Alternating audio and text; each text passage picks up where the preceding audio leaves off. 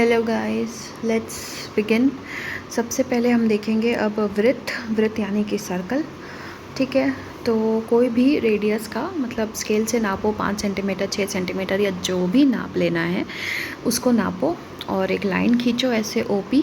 ठीक है, और फिर O पर अपना जो कंपास है उसको रख के उसी 6 सेंटीमीटर या जितना आपने ये लाइन खींची है जो इसका माप है उतनी ही रेडियस लेकर कंपास में O पर रख कर उसका निडल आप पेंसिल से ऐसी शेप खींचो जो कि P से होकर गुजरती है। ठीक, तो आपको एक आकृति मिलेगी जिसको बोलते हैं वृत्त, जिसका केंद्र बिंदु है O और ये जो आपने इसको मिलाते हुए लाइन बनाई है वो होगी त्रिज्या, यानी कि इंग्लिश में जिसको बोलते हैं रेडियस। और अगर आप इसको एक्सटेंड करके यहाँ से एक्सटेंड करके इस पॉइंट तक भी सीधी लाइन खींच दो, मतलब एक किनारे से सर्कल के दूसरे किनारे पर बाउंड्री पर ले आओ, तो ये जो लंबी लाइन ऐसे खिंच जाएगी उसको बोलेंगे व्यास, जिसको इंग्लिश में बोलते हैं डायामीटर। ठीक है, अब अगर हम ये वाला एक देखें, इस चित्र में कौन कौन से बिंदु वृत्त पर हैं, उसके पर का मतलब होता है उसके ऊपर हैं। तो अगर आप इसके ऊपर का बिंदु देखें तो आपको वृत्त पर तो आपको सिर्फ P मिलेगा, क्योंकि इसका बिंदी शायद इधर बनी है। इन दोनों की तो बाहर बनी है D और C की, तो हम इसको नहीं बोलेंगे, पर इसके अंदर बनी है, वरना ये भी पॉइंट बाहर का ही है। तो पर तो कोई नहीं है। वृत्त के बाहरी क्षेत्र में कौन कौन से बिंदु हैं? तो बाहर देखो, ये वृत्त है, उसके बाहर क्या है? D, C, A, B और P। अगर P का पॉइंट इस गोले के बाउंड्री पर नहीं बना है तो वो भी बाहर ही बोला जाएगा। अंतः क्षेत्र में कौन कौन से बिंदु हैं? तो वृत्त के अंदर O हो गया, Q, R और अंदर N भी है। ठीक, तो ये जो आपकी समझ थी वो वृत्त पर, में, अंदर, बाहर, इन सब चीज़ों को लेकर थी। अब अगर हम इसको देखें कि रचना कैसे करनी है, जैसा मैंने बोला कि आपको कोई भी रेडियस लेना है कंपास से और उस तरह से आपको खींच देना है तो वो उसका रचना हो जाएगा। और यदि अब हम देखें OA और OB की लंबाई में क्या संबंध है, तो OA ये रहा, OB ये रहा। ध्यान से देखो, केंद्र बिंदु से कोई भी लाइन, एकदम सीधी जो लाइन आप सर्कल के बाउंड्री पर खींचते हो, सर्कल की बाउंड्री क्या है? ये कोई भी लाइन केंद्र बिंदु से लेकर जो आप सर्कल की बाउंड्री पर खींचोगे वो होगी त्रिज्या, यानी कि रेडियस। ठीक, तो OA भी बाउंड्री पर खींची गई है केंद्र से, OB भी बाउंड्री पर खींची गई है केंद्र से, तो ये दोनों ही त्रिज्या होंगी। तो अगर इनकी लंबाइयों का संबंध पूछा गया है तो आप ये बोलोगे क्योंकि दोनों ही त्रिज्या हैं तो दोनों ही बराबर होंगी।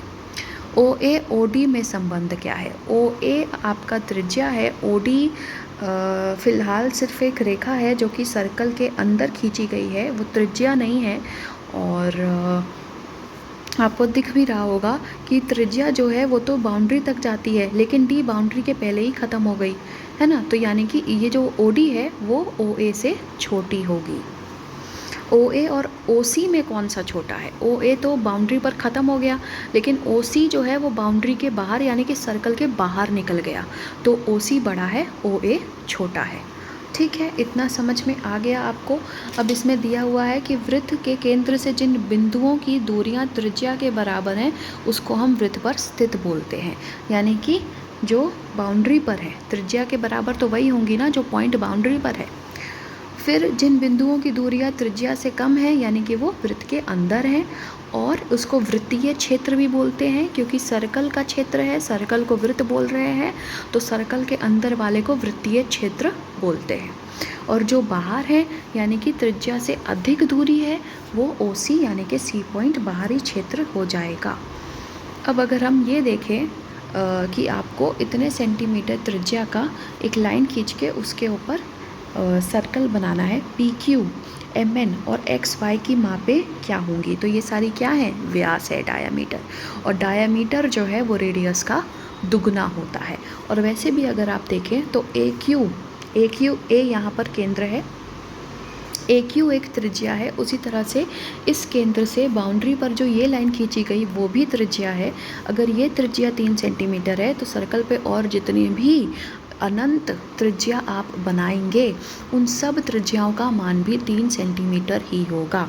तो क्योंकि AP भी एक त्रिज्या है तो ये भी 3 सेंटीमीटर है, और आपसे PQ पूरे का मान पूछा गया है तो 3 + 3 6 सेंटीमीटर हो जाएगा।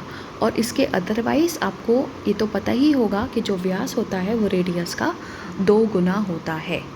यानी कि अगर आपको त्रिज्या दी हुई है और व्यास पूछा गया है तो जो भी रेडियस या त्रिज्या का माप है उसमें 2 से आप गुणा करेंगे तो आपको व्यास का माप, डायमीटर का माप मिल जाएगा। ठीक है। उसके बाद इसी तरह से MN और XY भी आप निकाल लेंगे, इसमें कोई दिक्कत नहीं होनी चाहिए। व्यास PQ और त्रिज्या AP में क्या संबंध है? वही संबंध है जो मैंने अभी बोला, व्यास बराबर 2 गुणा त्रिज्या। व्यास MN और त्रिज्या MN और त्रिज्या BM और व्यास XY और CX की मापों में क्या संबंध है? देखो, XY व्यास है, MN भी व्यास है और BM और CX दोनों ही त्रिज्या है। तो संबंध क्या होगा जो यहाँ पर था?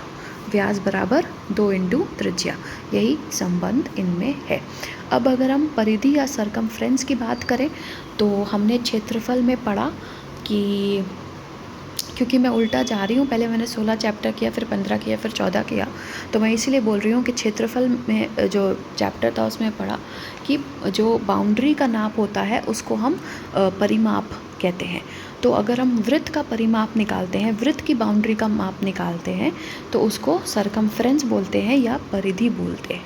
ठीक, वृत्त के परिमाप को वृत्त की परिधि कहते हैं। बाकी सारे शेप्स को परिमाप के, बाउंड्री की माप को परिमाप ही बोलेंगे, बट सर्कल वाले को एक अलग नाम दिया हुआ है जो कि है सरकमफ्रेंस या फिर परिधि। जीवा या कॉर्ड क्या होता है? अब हमने देखा कि अगर केंद्र से गुजर रही है बाउंड्री से बाउंड्री में जाने वाला कोई लाइन तो वो व्यास होती है, केंद्र से गुजरने वाली। लेकिन अगर कोई और लाइन है जो कि बाउंड्री से बाउंड्री पर तो जा रही है लेकिन केंद्र से होकर नहीं गुजरती तो वो जीवा हो जाएगी। ठीक है।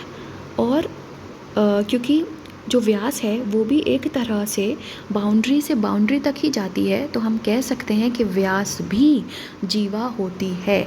और किसी भी वृत्त की जो व्यास है वो उस वृत्त की सबसे बड़ी जीवा होगी। ठीक है। क्योंकि अगर आप इसको ऐसे नाप करके भी देख लो ना तो CB जो है वो AD से कम आएगा, क्योंकि सबसे बड़ा तो DB ही होगा पूरे सर्कल में। ठीक, तो ये भी एक संबंध हो सकता है जीवा और आपका व्यास में। ठीक है। अगर हम आर्क यानी कि चाप की बात करते हैं तो जब आप रचना करते हैं तो बोलते हुए सुना होगा कि किसी भी रेडियस की आर्क खींचो, इसको सेंटर रख के पेंसिल से ये आर्क खींचो, तो इसी को कहते हैं चाप। ठीक, तो अगर आप, और ये क्या है? गोला आकार है। ऐसे सर्कल में तो ये भी गोला, ये भी गोला, तो ये सारी ही चापों से मिलकर एक सर्कल बना होता है। केंद्र में आप रखोगे, ऐसे पूरा जो चाप करके बनाते हो गोला, वो चापों का समूह ही है। तो कोई भी एक भाग जो होगा वृत्त का वो उसकी चाप होगी। अब हम आते हैं लघु चाप और दीर्घ चाप। लघु यानी कि छोटा, जिसको हम इंग्लिश में माइनर आर्क बोलते हैं, और दीर्घ यानी कि बड़ा, जिसको मेजर आर्क बोलते हैं इंग्लिश में। तो अगर आप ये फिगर देखें तो कोई भी सर्कल का कोई भी जो भाग होता है उसको चाप बोलते हैं ना। तो सर्कल का ये एक गोला भाग है, इसको चाप बोलेंगे, और ये छोटा दिख रहा है तो ये लघु चाप हो जाएगा। लेकिन सर्कल का जो ये गोला वाला पार्ट है वो बड़ा दिख रहा है तो ये दीर्घ चाप हो जाएगा। ठीक है। और क्योंकि ये BC जो है वो बाउंड्री टू बाउंड्री है, यानी कि वो क्या है? जीवा है। तो ये जीवा जो है डिवाइड करेगी 2 चापों में। ठीक है, सर्कल को 2 चापों में ये डिवाइड करती है, एक होगी बड़ी, एक होगी छोटी। अब अगर हम अर्धवृत्त की बात करें, अर्ध का मतलब होता है आधा, वृत्त का मतलब है सर्कल, तो अर्धवृत्त यानी कि आधा सर्कल, जिसको इंग्लिश में बोलते हैं सेमी सर्कल, जो कि इस तरह से है। तो जब आप एकदम, अगर किसी चीज़ को एकदम आधा डिवाइड करना है तो एकदम बीच से गुजरना होगा, बीच से गुजरेगा तो वो केंद्र बिंदु से होकर गुजरेगा, तो बाउंड्री टू बाउंड्री केंद्र से होते हुए लाइन जा रही है तो वो व्यास होगी। यानी कि सर्कल की व्यास उसको 2 इक्वल भागों में बांटती है और हर एक भाग को हम अर्धवृत्त बोलते हैं। ठीक, और ये जो एरिया है उसको हम क्या बोलेंगे? सेमी सर्कुलर रीजन या अर्धवृत्तीय क्षेत्र। ठीक, अब 14A अगर हम देखें तो बहुत ही सिंपल है, सिर्फ बिंदुओं का आपको बताना है। वृत्त का केंद्र क्या होगा? O। 3 त्रिज्याओं के नाम, कोई भी 3 त्रिज्या जो सेंटर से होकर बाउंड्री में गई हैं, OB, OD और OC। ठीक है, एक व्यास का नाम, व्यास क्या होगी? सेंटर से होकर बाउंड्री टू बाउंड्री, CB। 2 जीवाओं के नाम, बाउंड्री टू बाउंड्री गई है लेकिन सेंटर से होकर नहीं, CD और AB। ठीक है, अंतः क्षेत्र में एक बिंदु यानी कि सर्कल के अंदर एक बिंदु, कौन सा है? E। बाहरी क्षेत्र में एक बिंदु, तो बाहर तो कोई भी बिंदु नहीं बनाया गया, तो कोई भी नहीं है। 4 चाप, 2 लघु और 2 दीर्घ। अगर मैंने बोला कि जीवा जो है वो 2 चापों में बांटती है सर्कल को, तो मैंने अभी बोला कि एक चाप है CD। ठीक, तो CD जो है एक लघु चाप ये होगी और इसी से ये दीर्घ चाप ये वाली होगी। ठीक है, और मैंने बोला कि जीवा है AB, तो AB के संदर्भ में छोटी चाप ये होगी और बड़ी चाप ये वाली होगी, तो 2-2 हो गई। ठीक, नाम आप खुद लिखेंगे, नेमिंग आपको आनी चाहिए। और एक अर्धवृत्त का नाम, तो क्योंकि ये व्यास है यही 2 अर्धवृत्तों में बांटेगी, तो एक अर्धवृत्त ये है, दूसरा अर्धवृत्त ये है। ठीक है, नाम लिखने हैं, खुद लिखेंगे, मैंने बता दिया कौन सा क्या है। दूसरा क्वेश्चन भी इसी तरह से है। 3 त्रिज्याओं के नाम, OB, OC, OA। रेडियस देखना, पहचानना तो आ गया होगा, सबसे सिंपल है रेडियस पहचानना। सेंटर से एक पॉइंट जो कि बाउंड्री में गया हो। 3 जीवाओं के नाम, जीवा सेंटर से होकर नहीं गुजरी होगी, है ना, तो जीवा के नाम बताओ। एक हो गया AB, एक हो गया BC और एक हो गया AC। भले ही ये व्यास है लेकिन मैंने बोला कि व्यास भी जीवा होती है और सबसे बड़ी जीवा व्यास ही है। चित्र में कितने व्यास खींचे गए हैं? एक ही खींचा गया है जो कि है AOC। ठीक, अब हम तीसरा देखेंगे। वृत्त का केंद्र क्या है? O, और आपको अंगों का नाम देना है। रेखाखंड OA, OA क्या होगा? त्रिज्या। AB और CD, AB क्या है? जीवा है, और CD क्या है? ये भी एक जीवा है परंतु ये व्यास भी है क्योंकि ये सेंटर से होकर गुजर रही है। चाप CBD, अब देखो CBD, तो ये इसकी चाप है। ठीक, और ये क्या है? आधा सर्कल है ना, व्यास से डिवाइड होकर बन रहा है, तो ये सेमी सर्कल, इसका नाम क्या होगा? सेमी सर्कल, क्योंकि यहाँ पर आपको अंगों का नाम देना है, विशिष्ट यानी कि स्पेशल नाम। तो ये सेमी सर्कल या आप कह सकते हो सेमी सर्कुलर रीजन, अर्धवृत्तीय क्षेत्र है। चाप CAD भी वही है। ये दोनों का आंसर 3rd और 4th पार्ट का सेम होगा। प्रकार की सहायता से त्रिज्याओं के वृत्त खींचिए, तो ये तो आपको खुद करना पड़ेगा। जैसा कि मैंने बोला कि स्केल से इतना नाप, पहले नाप लो, उतने नाप की लाइन खींच दो। तो पहले नाप लो 3.2 सेंटीमीटर स्केल से, सपोज़ इतना है वो, ये 3.2 सेंटीमीटर है सपोज़, तो उसी को आप अपने कंपास में इतना ही मेजर करो। ठीक है, कंपास की नीडल इधर रखो, पेंसिल इधर रखो, तो 3.2 का ही मेजरमेंट आसानी से हो जाएगा। उसके बाद सर्कल की जो नोक है, नीडल है, उसको इधर रखो और पेंसिल से ऐसे करके इसको टच करते हुए गोला बना दो। परफेक्ट गोला नहीं बना है क्योंकि कंपास से नहीं बना है, बट आप कंपास से एकदम इतनी ही रेडियस लेकर बनाना, बिल्कुल भी आड़ा टेढ़ा या ढीला मत करना कंपास को, वरना रेडियस बिगड़ जाएगी और सही सर्कल नहीं बनेगा। 5th क्वेश्चन भी वही है, रचना करनी है। ठीक है, तो एक में त्रिज्या दिया हुआ है, दूसरे में व्यास दिया हुआ है। व्यास को अगर आप आधा बांटेंगे, मतलब इसको क्योंकि व्यास दिया है तो त्रिज्या कैसे निकालेंगे? भागे 2, है ना, तो आप इसको भाग कर देंगे 2 से, इसको भी भाग कर देंगे 2 से, त्रिज्या मिल जाएगी।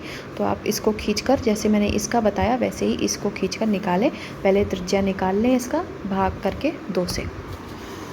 छठा क्वेश्चन क्या है? छठा क्वेश्चन भी रचना है। लेकिन इसमें इसमें आपको सिर्फ माप बताना है वृत्त के व्यास का। अगर त्रिज्या 4.5 है, गुणा कर देंगे 2 से, 4.5 × 2 क्या आएगा, 9 सेंटीमीटर आंसर। किसी त्रिज्या का वृत्त खींचो, वृत्त पर 2 बिंदु P और Q लेकर उन्हें मिला दो, बताओ कि क्या बिंदु। अच्छा, ये आपको रचना अभी करनी है, मतलब कुछ एक मेजरमेंट नहीं दिया है, सिर्फ नॉर्मल एक रफ सर्कल आप खींच सकते हो। ठीक है, तो आपको क्या करने का है कि किसी त्रिज्या का एक वृत्त खींचना है। ये हो गया एक वृत्त, वृत्त पर कोई 2 बिंदु P और Q लेना है, वृत्त पर लेना है ना। तो वृत्त पर एक बिंदु P ये ले लिया, Q ये ले लिया। पर का मतलब है उसकी बाउंड्री पर, ठीक है। अंदर बोलेगा तो यानी कि इधर कहीं, बाहर बोलेगा तो यानी कि बाउंड्री के बाहर। बताओ कि क्या बिंदु P Q को छोड़कर रेखाखंड PQ के सभी बिंदु, रेखाखंड PQ, ये रेखाखंड PQ है। अब इसके बिंदु तो कुछ अंदर ही आएंगे ना, बाहर तो कोई आएगा नहीं, तो सारे अंदर ही आ रहे हैं, उसके पर भी कोई नहीं आएगा। तो इसीलिए वृत्त पर तो नहीं होगा, वृत्त के बाहर भी नहीं होगा, वृत्त के अंदर होगा। ठीक, तो थर्ड वाला हाँ है, बाकी के 2 ना है, नहीं है। ठीक है। 8वां क्वेश्चन, कथन सत्य है या नहीं।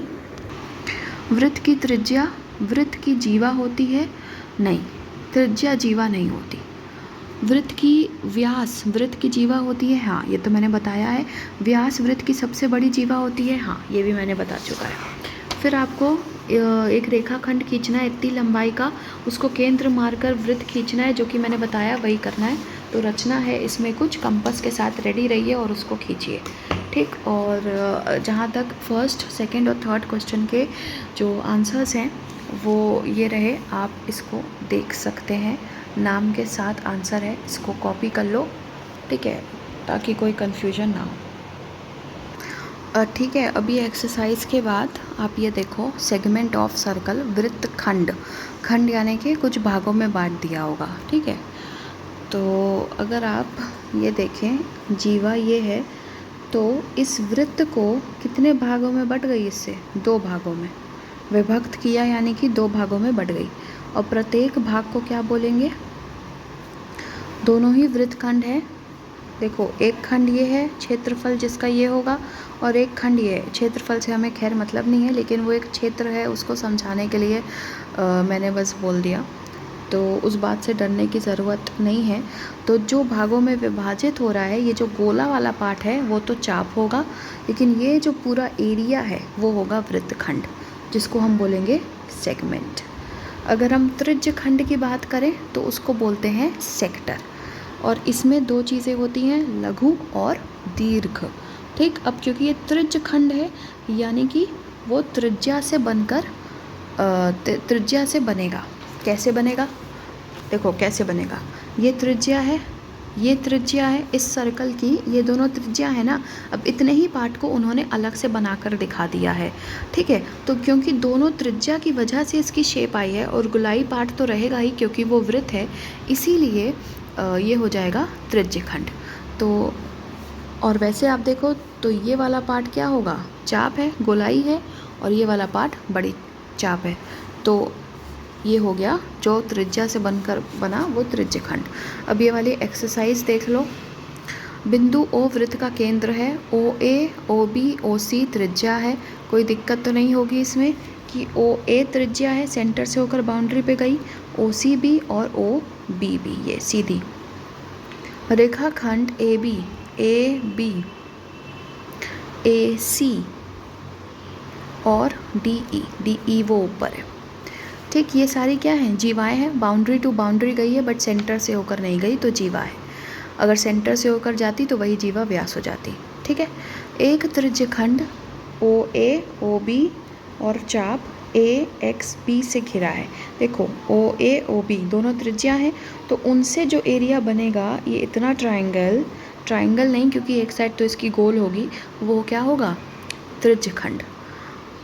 और उसके संगत वृत्तखंड जीवा AB और AXB चाप से घिरा क्षेत्र है। जैसा कि मैंने बोला, अगर ये चाप है तो अगर आप देखो, सिर्फ इस फिगर पे ध्यान देंगे तो OA, OB और ये जो है एक जीवा है। जब आप इसको देखोगे तो ये जो एरिया है वो वृत्त का एक पार्ट है, ठीक है। भले ही ये त्रिभुज बन रहा है बट है वृत्त का एक पार्ट, तो इसको हम बोलेंगे सेगमेंट यानी कि वृत्तखंड। लेकिन अगर यही गोल पार्ट के साथ में बन रहा है, गोल पार्ट के साथ में बन रहा है और त्रिज्या उसे बना रही है, तो बोलेंगे त्रिज्यखंड, ठीक है। तो एक तरफ यही पार्ट वृत्तखंड भी है और त्रिज्यखंड भी है, क्योंकि त्रिज्यखंड बन तो वृत्त के अंदर ही रहा है ना। अब आपको चित्रानुसार और 5 चित्रखंडों के नाम लिखने हैं और उसके साथ ही जो वृत्तखंड है संगत, यानी कि जहाँ त्रिज्यखंड होगा वहीं पर वृत्तखंड भी होगा। जैसे कि यहाँ पर ये चित्रखंड था तो वहाँ ये गोल करके वृत्तखंड भी था। बताओ, तो हमने अभी पढ़ा कि जो त्रिज्यखंड होता है वो लघु और दीर्घ हो सकता है, ठीक। तो अगर आप देखें तो अभी हमने बोला कि AXB ये वाला जो है वो एक त्रिज्यखंड है, तो ये छोटा सा है ना, तो ये लघु होगा।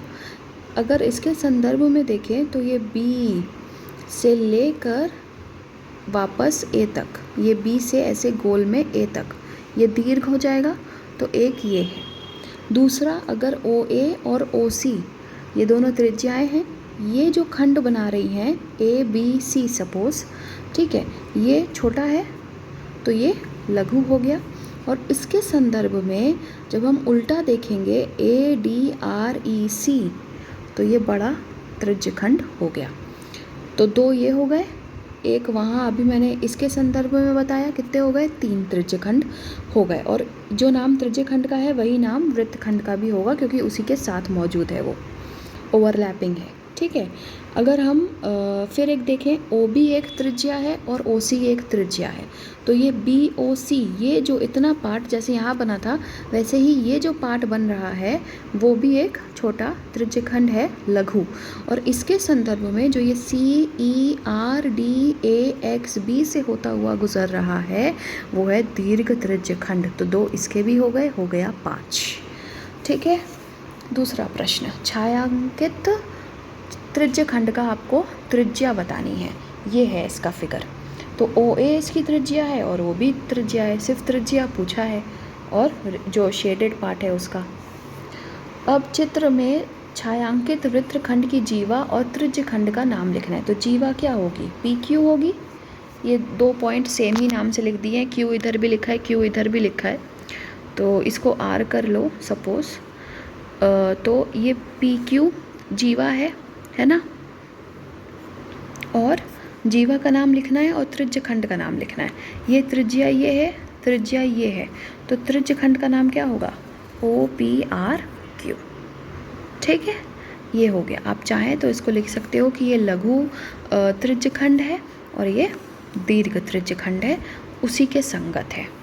लेकिन जब आपको छायांकित का संगत पूछा है, सिर्फ छायांकित का, तो छायांकित सिर्फ ये है और इसके संगत में ये सिर्फ छोटा वाला ही होगा, बड़ा वाला छायांकित के संगत यानी कि उसके साथ नहीं है, ठीक। तो इसका आंसर इसलिए सिर्फ एक यही होगा। तो इसी के साथ ये चैप्टर भी ख़त्म होता है।